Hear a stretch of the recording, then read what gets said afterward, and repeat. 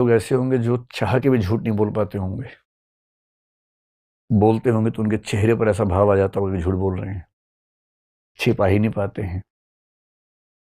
ऐसे लोगों के बारे में एक बहुत प्रसिद्ध कवि हरिवंश राय बच्चन, आपने नाम सुना होगा, अमिताभ जी के पिताजी और अभिषेक बच्चन के दादाजी। उन्होंने एक बड़ी अच्छी पंक्ति लिखी थी खुद को संबोधित करते हुए, गर छिपाना जानता तो जग मुझे साधु समझता, शत्रु मेरा बन गया है छल रहित व्यवहार मेरा। यानी मुझे छिपाना नहीं आता, अगर मुझे छिपाना आता तो लोग मुझे साधु समझते, पर मैं छिपा ही नहीं पाता हूं, तो मेरी कमजोरियां, मेरी गलतियां सामने आ जाती हैं और लोग समझ जाते हैं कि मैं साधु नहीं हूं, मैं एक बहुत सामान्य व्यक्ति हूं। पर आप में से कुछ लोग शायद ऐसे भी हों जिनको बहुत सफाई से बात छिपाने की अदा आती हो। आपको न भी आती हो, आपके आसपास ऐसे कुछ लोग तो होंगे ही होंगे जो झूठ बोलते हैं और बड़ी सफाई से बोलते हैं, कायदे से बोलते हैं। उनके बारे में भी एक बहुत प्रसिद्ध शायर ने एक शेर लिखा, वसीम बरेलवी, शायद नाम सुना हो आपने, बहुत प्रसिद्ध शायर हुए हैं। वो कह रहे हैं, वो झूठ बोल रहा था बड़े सलीके से, वो झूठ बोल रहा था बड़े सलीके से, मैं एतबार न करता तो क्या करता। ऐसे भी लोग होते हैं। अब दिक्कत यह है कि हम जिस सोशल सेटिंग में हैं, जिस समाज में हैं, जिन संबंधों में हैं, हमारे बहुत सारे फैसले इस बात पे टिके होते हैं कि हमसे जो व्यक्ति बात कर रहा है वो सच बोल रहा है कि झूठ बोल रहा है। और ऐसी कोई मशीन तो है नहीं कि हम जान लें। तो फिर लोग क्या करते हैं? बहुत छोटा बच्चा झूठ नहीं बोलता है क्योंकि उसके पास झूठ बोलने की कोई वजह नहीं है, उसे झूठ बोलने की समझ भी नहीं है। बहुत छोटा बच्चा जब झूठ बोलना सीखता भी है तो पकड़ा जाता है क्योंकि उसको झूठ बोलने की अदा नहीं आती है।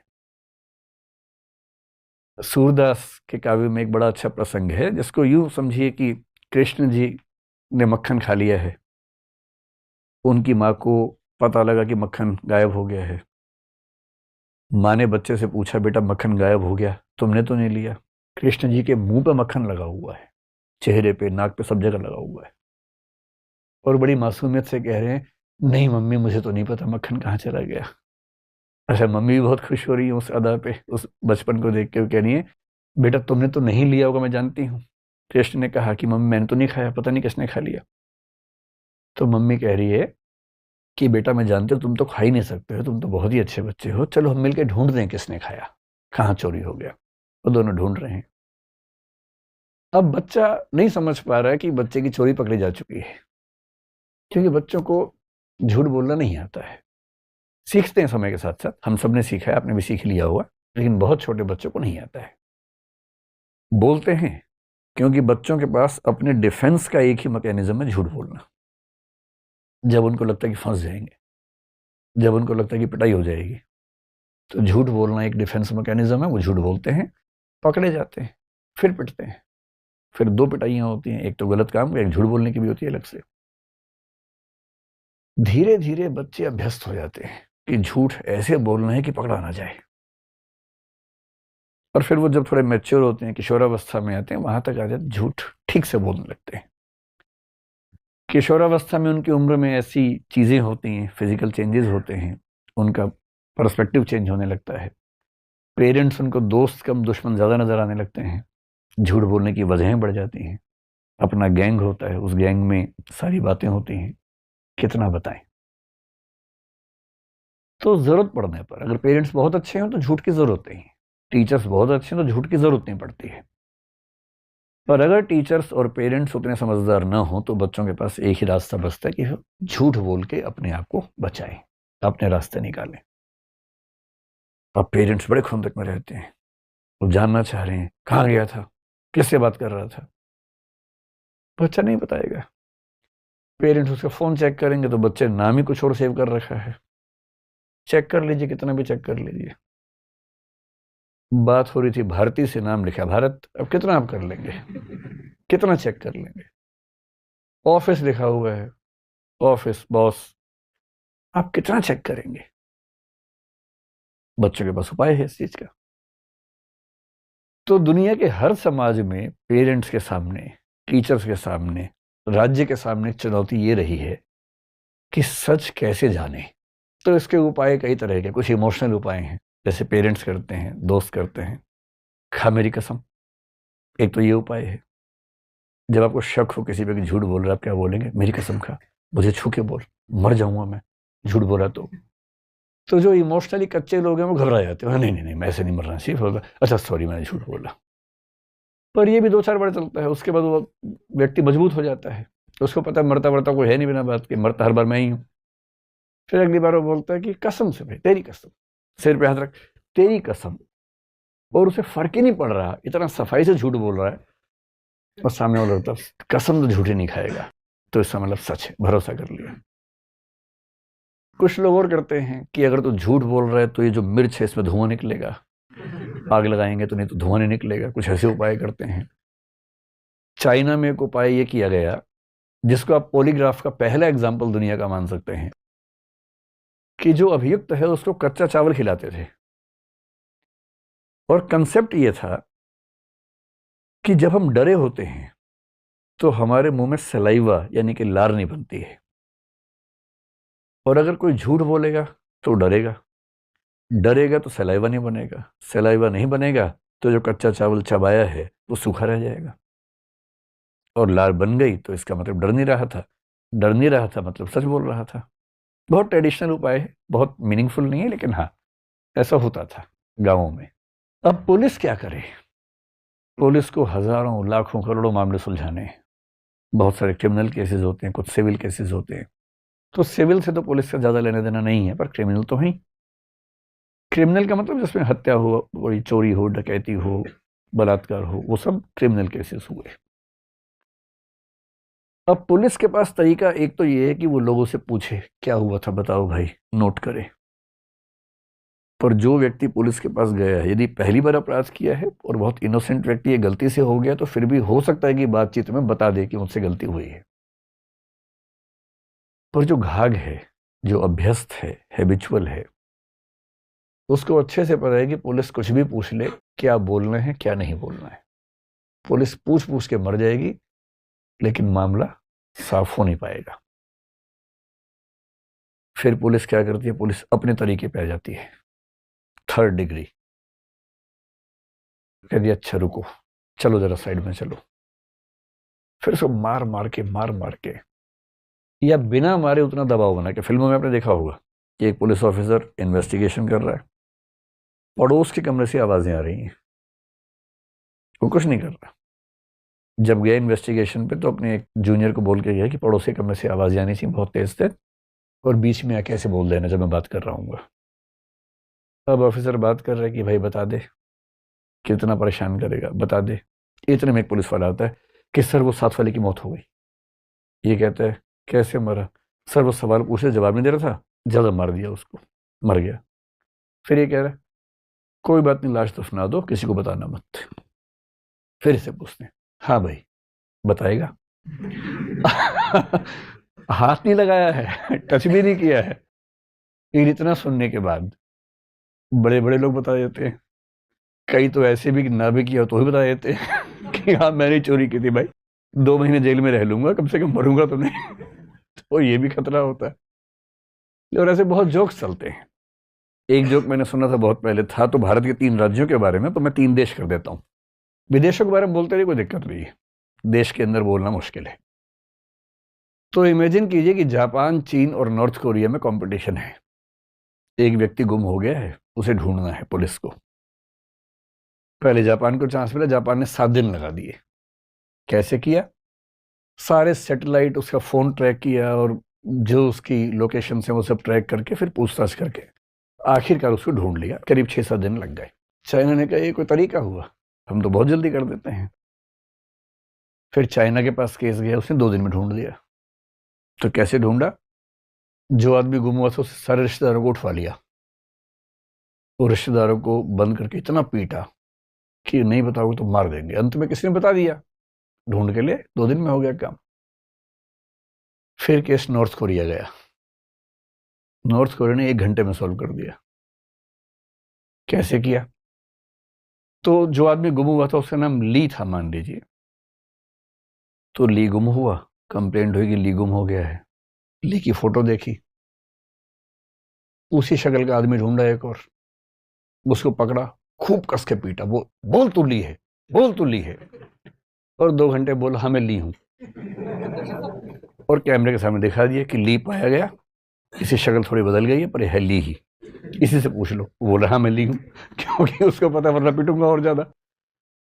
तो इन्वेस्टिगेशन के प्रोसेस में 3rd डिग्री का मतलब ये होता है कि किसी को मार पीट के या बिना मारे पीटे ऐसा दबाव बना के जिस दबाव को वो झेल ना पाए। कभी कभी ये भी होता है कि पड़ोस की जगह से आवाज ये नहीं आती कि मर गया, फिर क्या होता है किससे पूछने की, देख भाई बता दे, कह रहे सर मैंने कुछ किया ही नहीं। चल कोई बात नहीं। इतने में एक आदमी आके बोलता है कि सर इनके पेरेंट्स को और बच्चों को उठवा लिया है, क्या करना है? और वो जो सुल्तान नाम का कसाई है उसके पास भेज दिया है, मरवा दें या भी रखना जिंदा शाम तक।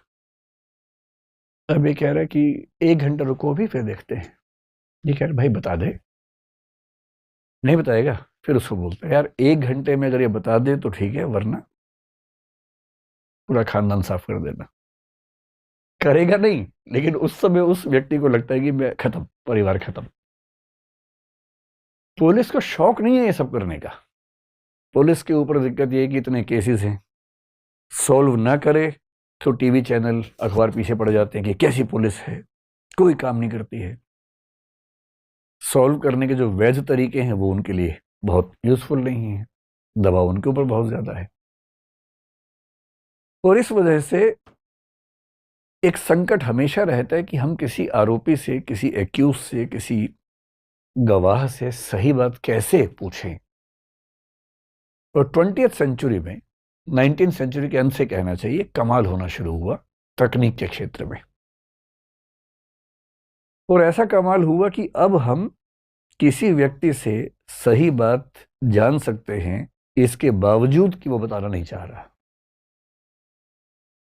और ऐसी तकनीकें बहुत सारी हैं। 3 प्रमुख तकनीकें हैं जिन पर आज हम बात करेंगे। उनमें से एक तकनीक का नाम है पॉलीग्राफ, एक का नाम है नार्को एनालिसिस और एक का नाम है ब्रेन मैपिंग। तो पहले थोड़ा समझते हैं कि क्या है, फिर अंत में इस मामले में आएंगे कि इनको कंपल्सरी करना ठीक रहेगा या नहीं रहेगा, इनकी जो एडमिसिबिलिटी है, इनको एविडेंस के तौर पर मानना वो अपने आप में ठीक है या उसमें कुछ खतरे हैं, वो सब बातें उसके बाद समझेंगे। तो 3 तकनीक हैं, और इन तकनीकों को अगर हमें समझना हो कि कौन सी तकनीक है,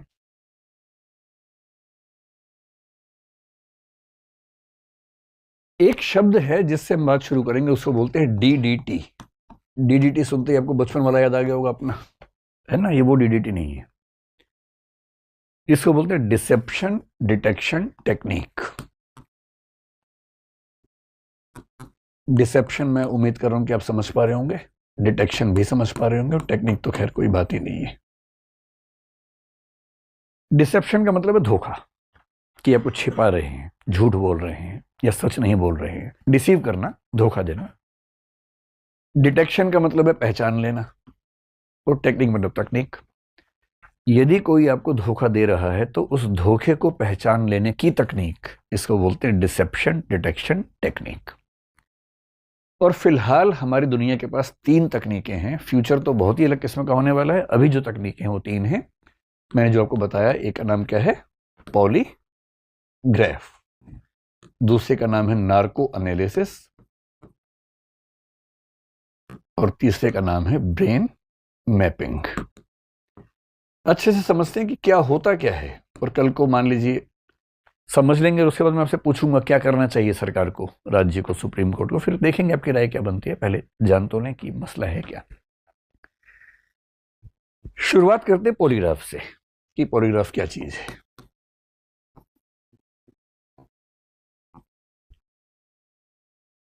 पॉलीग्राफ के लिए एक शब्द आपने और सुना होगा, उसको बोलते हैं लाई डिटेक्शन टेक्निक। कभी आपने सुना है कि झूठ पकड़ने वाली मशीन होती है कुछ, लाई डिटेक्टर? तो लाई डिटेक्टर को ही बोलते हैं पॉलीग्राफ। पॉलीग्राफ उस मशीन का नाम है जो झूठ पकड़ती है, इसलिए सामान्य भाषा में बोलते हैं झूठ पकड़ने की मशीन या लाई डिटेक्टर। अगर आपको थोड़ा सा और समझना हो इस मामले में, तो आप एक फिल्म 2010 में आई थी, हिंदी की ही, उस फिल्म का नाम था राइट या रॉन्ग। आप में से कितने लोगों ने ये फिल्म देखी है? बस 3 लोगों ने देखी है। चलिए देख लीजिएगा इसी बहाने। ये फिल्म लगभग पूरी तरह से इसी टेस्ट पे बेस्ड है।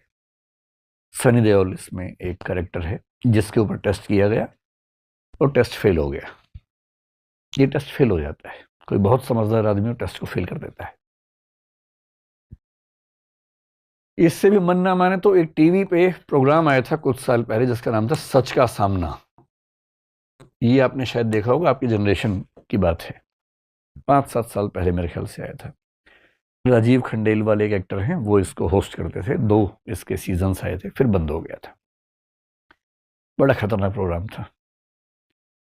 इसमें जो पार्टिसिपेंट थे उन्हें इस मशीन के सामने बैठना होता था और उनसे पर्सनल लाइफ पे सवाल पूछते थे। झूठ बोलेंगे तो मशीन बोल देगी झूठ बोल रहा है, सच बोल देंगे तो प्राइस तो मिल जाएगा, रिश्ते टूट जाएंगे उसके बाद। और उनके परिवार के लोग साथ में बैठे होते थे वहां पर। अब सोचिए कि एक पति पार्टिसिपेंट है, पत्नी बहुत खुश होकर आई है कि आज मेरे पति का टेस्ट है, प्राइज मिलेगा, और उसी में एक सवाल ऐसा आ गया। पति ने जवाब दिया बड़ा अच्छा सा, कुछ भी पूछा कि क्या किसी और को पसंद करते हैं आजकल? पति ने कहा नहीं, तो मशीन बोली झूठ बोल रहा है। अब उसके बाद क्या बचा? प्राइज मिल भी गया तो घर तो जा नहीं पाएगा पैसे लेके, पिटाई तो होगी उसके बाद। तो वैसा एक टीवी प्रोग्राम चला था सच का सामना। कहीं मौका मिला तो एक एपिसोड देखिए, उससे क्या है। वो बहुत डिबेट्स हुई थी उस पर और बाद में फिर वो बंद ही हो गया था। तो ये पॉलीग्राफ टेस्ट के बेस पर कुछ प्रोग्राम्स जो मीडिया में दिखाए गए वो हैं। पॉलीग्राफ टेस्ट क्या होता है देखिए, इसका जो प्रिंसिपल है, एक शब्द समझते हैं, वो शब्द है साइकोसोमैटिक इंटरेक्शन। सारा खेल इस प्रिंसिपल का है। साइकोसोमैटिक शब्द बहुत पॉपुलर है साइकोलॉजी में, कोई मुश्किल चीज नहीं है। मुश्किल शब्द बड़े आसान होते हैं अगर उसका मतलब समझ लें तो।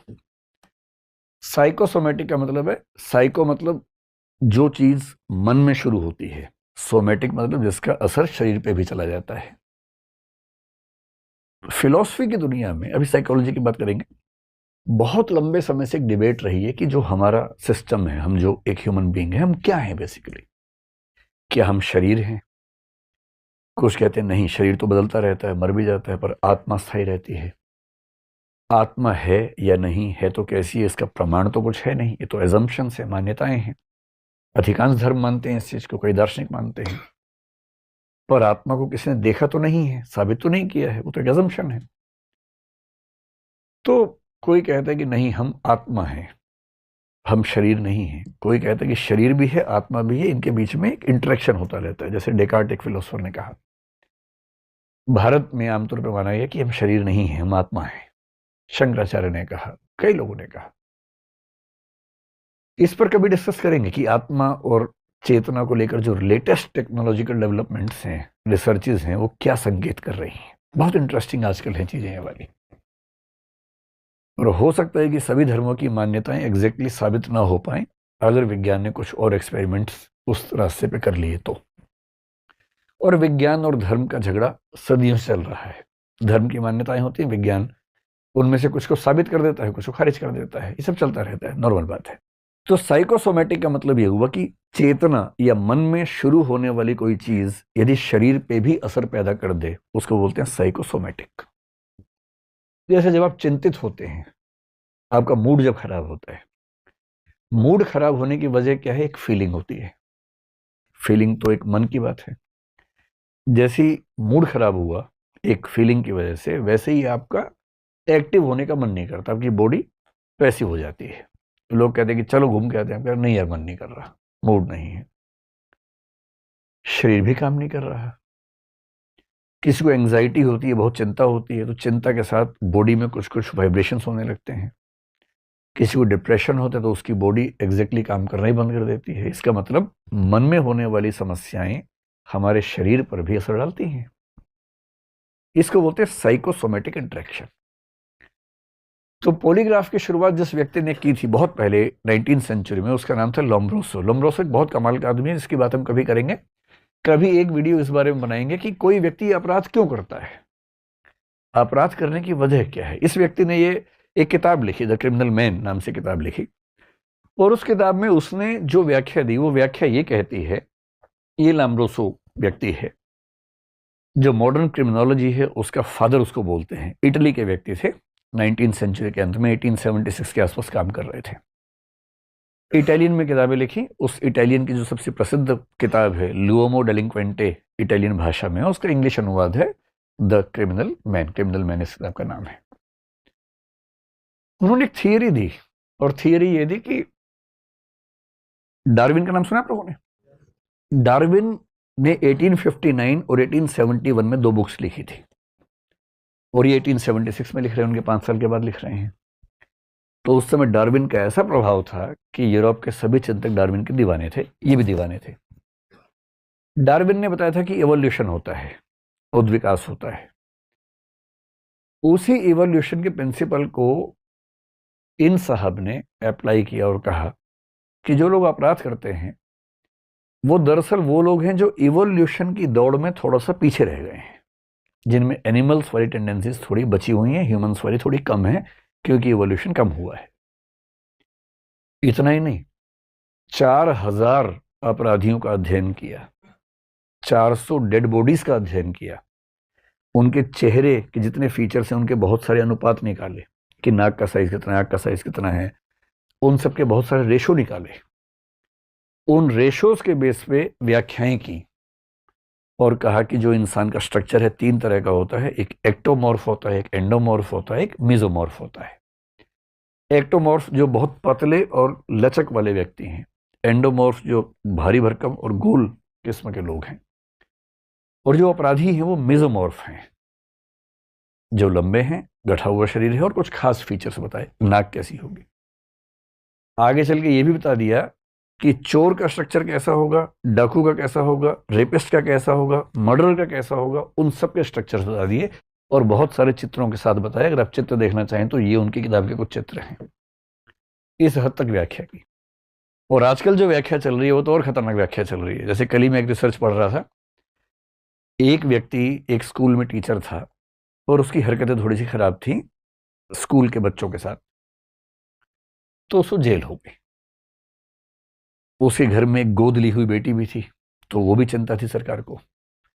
जैसे जेल गया तो उसको तबीयत खराब हुई, चेकअप हुआ, एमआरआई हुआ, और पता लगा कि उसके ब्रेन में एक नस है जो दबी हुई है और वो प्रेस हो रही है लगातार। छोटी सर्जरी हुई, वो नस ठीक कर दी गई, और जैसे ठीक किया उसका आपराधिक व्यवहार खत्म हो गया, एकदम नॉर्मल ह्यूमन बीइंग हो गया एकदम, हर जगह ठीक से। उसको याद भी नहीं कि वो क्या करता था। सरकार ने स्टडी की और फिर उसको छोड़ दिया कि इसमें कोई खतरा नहीं है। वो अपने घर पे रहने लगा, काम करने लगा, एकदम ठीक हो गया। 6-8 महीने बाद फिर वो इंसान सोने लगा, फिर चेकअप हुआ, देखा फिर से वो एक ट्यूमर जैसा हिस्सा उसकी उस नस को प्रेस कर रहा है। और तब एक व्याख्या ये आने लगी, कहीं ऐसा तो नहीं कि हम अपराध इसलिए करते हैं क्योंकि हमारे ब्रेन में कुछ डिस्फंक्शन हो गया है। और यदि ब्रेन में डिस्फंक्शन है तो वो बेचारा कहाँ जिम्मेदार हुआ? वो तो उसके ब्रेन की जो एनॉमली है वो जिम्मेदार हो गई। बड़ी व्याख्याएं हैं। कोई बोलते हैं सोशल रीजंस हैं अपराध के, कोई बोलता है इकोनॉमिक रीजंस हैं, जैसे मार्क्सिस्ट लोग बोलते हैं आर्थिक वजह होती हैं अपराध के पीछे। कुछ लोग मानते हैं कि नहीं, व्यक्ति अपनी चेतना से अपराध करता है, वो जिम्मेदार होता है क्योंकि उसके पास एक फ्रीडम ऑफ कॉन्शियंस होती है, ये जिसको आप एक शब्द सुना होगा, संकल्प स्वतंत्र होता है, फ्रीडम ऑफ विल होती है। ये बहुत डिबेट्स हैं, इन पर कभी और बात करेंगे विस्तार में। अब ये समझिए कि इस लाम्ब्रोसो नाम के आदमी ने पहली बार एक मशीन बनाई जिसको आप पॉलीग्राफ का बहुत इनिशियल एग्जांपल मान सकते हैं। एक ग्लव बनाया, दस्ताना बनाया। जो अभियुक्त होता था उसको दस्ताना पहनाते थे, पानी में हाथ डालते थे, क्वेश्चंस पूछते थे। थियरी सिर्फ इतनी सी थी कि अगर ये झूठ बोलेगा तो उसका बीपी कम हो जाएगा, और ब्लड प्रेशर नापते थे। बहुत ऑथेंटिक नहीं था, लेकिन पहला प्रयास उस व्यक्ति ने किया। उसके बाद 1915 में अमेरिका में एक व्यक्ति थे मार्स्टन नाम के, उन्होंने प्रयास किया। फिर 1921 में एक लार्सन नाम के आदमी अमेरिका में पुलिस के थे, उन्होंने बहुत प्रयास किया, और करते करते बहुत डेवलप करने के बाद आज जो पॉलीग्राफ होता है, आज के पॉलीग्राफ में तीन चार चीजें हम लेके चलते हैं। ये पॉलीग्राफ हो रहा है एक महिला का। मेन प्रिंसिपल क्या है? Psychosomatic interaction. हम पूछेंगे सवाल, और बुनियादी प्रिंसिपल है कि जब हम झूठ बोलते हैं हम थोड़े से अनईजी होते हैं, थोड़ा घबराते हैं, बेचैन होते हैं। सच बोलना सबसे बढ़िया होता है। सच बोलने में आपको याद नहीं रखना पड़ता क्या बोला है, कहाँ बोला है। झूठ बोलने वाले की मेमोरी बहुत शार्प होनी चाहिए, वरना आप 50 झूठ बोलेंगे, 51वीं जगह कॉन्ट्रडिक्शन कर देंगे, वैसे फंस जाएंगे। झूठ बोलना बड़ा मुश्किल और बड़ा गलत काम हो जाता है।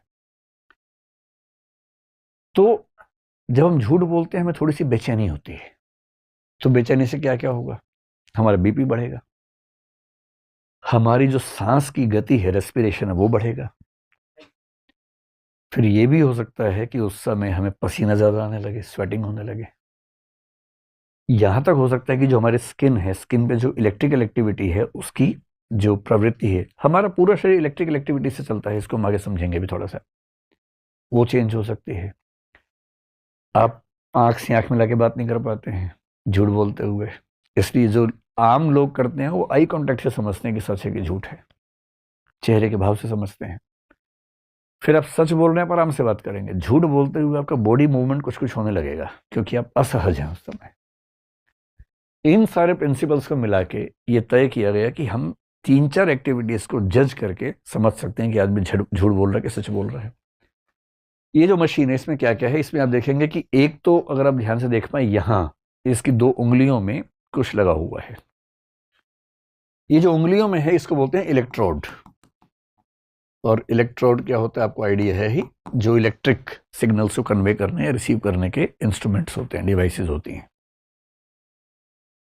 इससे क्या होता है? इससे ये पता लगता है कि जो स्किन है, जब कोई झूठ बोलेगा उसकी स्किन की इलेक्ट्रिकल एक्टिविटी चेंज होने लगती है। तो इससे ये पता लगता रहता है कि इसकी स्किन की इलेक्ट्रिकल एक्टिविटी अब कैसी है, पिछले सवाल में कैसी थी, अगले सवाल में कैसी हो गई, उसको हम नोट करते हैं। ये जो टेप इसके पेट पर बंधी है इसको बोलते हैं न्यूमोनिक टेप या न्यूमोनिक ट्यूब कहते हैं। न्यूमोनिक ट्यूब का काम ये होता है, न्यूमोनिक में पी होता है शुरू में, क्यों होता है मुझे आज तक नहीं समझ में आया लेकिन होता है। न्यूमोनिक ट्यूब ये बंधी है पेट पर और छाती पे। इसका पर्पस है ये देखना, सवाल पूछे जाते हैं इस टेस्ट में, हर सवाल का जवाब देते समय सांस की गति कम हुई कि ज्यादा हुई, ये इस टेप से पता लगता है। और ये सारे इनपुट्स कहाँ जा रहे हैं? कंप्यूटर में, वहां चल रहा है साथ साथ।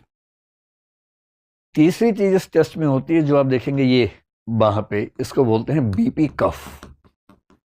आपने देखा होगा जब किसी का बीपी लेते हैं यहां पर एक बांधते हैं कफ, है ना। इससे ये भी देखते हैं कि हर सवाल के जवाब में बीपी बढ़ा या कम हुआ। और चौथा जो ये कुर्सी है वो सामान्य कुर्सी नहीं होती है, ये कुर्सी इस व्यक्ति का वजन बीच में है कि साइड में है कि आगे है कि पीछे है, कितनी मूवमेंट हो रही है किस सवाल में, वो चेक करती है। तो जो चेयर है ये चेयर भी स्पेसिफिकली डिजाइंड चेयर होती है। अब क्या होता है कि इस व्यक्ति को बुला लिया, पहले इसको पता होता है कि टेस्ट हो रहा है, उसकी परमिशन से ही टेस्ट होता है, ऐसे नहीं होता है हमारे देश में। फिर पहले प्री टेस्ट होता है इंटरव्यू।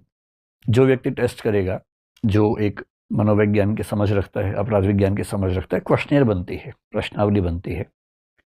पहले उसको बताते हैं कि देखो भाई ये टेस्ट आपने अपनी मर्जी से दिया है, तनाव की बात नहीं है, कुछ सवाल पूछेंगे, डरना वरना एकदम नहीं है, ये मशीन कोई करंट नहीं लगेगा, सिंपल सी बात है कि ये एनालाइज करेंगे कि आप कितना सच बोल रहे हैं। उसको एट ईज ले आते हैं कि तनाव ना हो उसको। फिर जब टेस्ट शुरू होता है कुछ ऐसे सवाल पूछ लेते हैं अजीब अजीब से, आलू का रेट क्या चल रहा है आजकल, कुछ भी ऐसे, ताकि उन सवालों से उसको ये समझ में आए कि एक सामान्य सवाल पे उसकी ये सब रेट्स क्या चलती रहती है, या उसके घर के बारे में, परिवार के बारे में कुछ सामान्य सवाल पूछ लेते हैं। बीच बीच में वो सवाल आते हैं और देखते हैं कि सामान्य सवाल में सारे रेट्स क्या थी, उस सवाल में रेट्स क्या हुई। और फिर उस व्यक्ति के हिसाब से, क्योंकि क्या होता है ना, कुछ बहुत मासूम लोग हैं, अब जैसे आप में से किसी को कोई बिठा दे यहाँ पर, आप कितना भी सच बोलेंगे इसी घबराहट में ये मशीन के सारे पैरामीटर बढ़ जाएंगे कि पता नहीं क्या होने वाला है मेरे साथ। जो मासूम व्यक्ति होते हैं उनका तो हर जवाब हाई पर रहता है, उस समय घबरा जाते हैं। कुछ हैं सुपर घाट टाइप के लोग, उन्हें मशीन लगा ऐसे बैठे हैं, वो कह रहे हैं कि देखिए डरने की बात नहीं है, कि मैं डर ही नहीं रहा, तुम क्यों डर रहे हो, पूछो सवाल। उन्हें फर्क ही नहीं पड़ रहा। इतना अच्छा झूठ बोलते हैं, इतना सलीके से, मैं एतबार न करता तो क्या करता, उस वाले भाव से। तो ऐसा हो सकता है कोई आदमी झूठ बोल रहा हो लेकिन इतने कॉन्फिडेंस से कि ना हिल रहा है, ना हार्ट बीट्स बढ़ रही हैं उसकी, ना स्किन का करंट चेंज हो रहा है, ना श्वसन की गति बदल रही है, कुछ नहीं हो रहा उसको। और जो बेचारा मासूम से चला, सब कुछ बढ़ गया अचानक डर के मारे। एक खतरा तो होता ही है इसमें। तो करते क्या है, शुरू में ना हर व्यक्ति का एक नॉर्मल लेवल जज करते हैं कि किसी का नॉर्मल लेवल 0 हो सकता है, किसी का 4 हो सकता है। वो शुरू 4 से कर रहा है। जो मासूम सा आदमी है, हर चीज में 4 लेवल ऊपर बढ़ा हुआ है, तो उसका नॉर्मल 4 मान लेंगे। वहां से काउंट करना शुरू करते हैं, गैप कितना आया। कि वो सच बोलेगा तो भी तनाव के 4थे बिंदु पे है, झूठ में तनाव के 8वें बिंदु पे होगा। और जो घाघ आदमी है, सच बोलते हुए 0 पे है, झूठ पे 0.5 पे गया सिर्फ। तो ऐसे एक अमाउंट फिक्स करते हैं, मात्रा फिक्स करते हैं उस व्यक्ति के अनुसार, और हर क्वेश्चन के साथ नोट करते हैं सारी वैल्यूज और उसकी टोटल वैल्यू क्या निकलेगी। उसके बेस पे तय होता है कि सच की वैल्यू यहां से यहां तक मानेंगे, यहां से यहां तक बोलेंगे झूठ है, और बीच की एक वैल्यू होती है जो कैन नोट से या तय नहीं हो पा रहा। इस तरह से टेस्ट होता है।